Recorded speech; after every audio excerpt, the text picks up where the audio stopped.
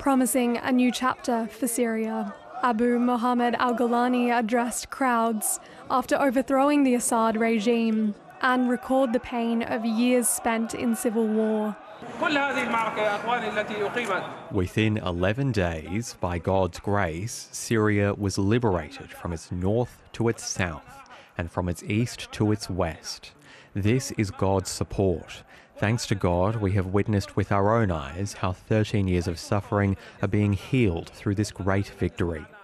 Designated a terrorist by the United Nations and the US, al-Golani helped establish al-Nusra Front, a faction tied to Islamic State of Iraq.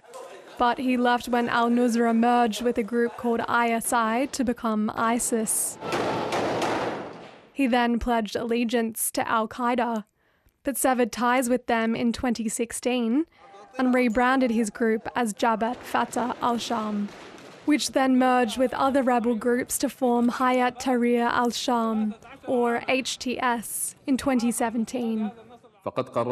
We decided to stop working under the name of Jabhat al-Nusra and form a new group that works under the name Jabhat Fatah al-Sham, noting that this new organisation has no affiliation with any external entity.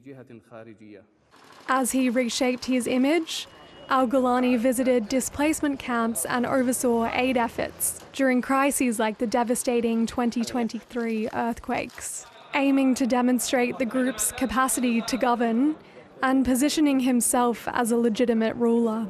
Lately, he's been using his real name, Ahmad al-Sharaa, but critics say his regime was violent and repressive during its time ruling Idlib province. It was not a democratic, liberal, secular kind of rule, certainly not, but it was not the same kind of dictatorship or the same kind of brutal repression that we know in Syria from regime areas, that we have known from ISIS rule, or that we have known from the Turkish occupation of parts of northern Syria.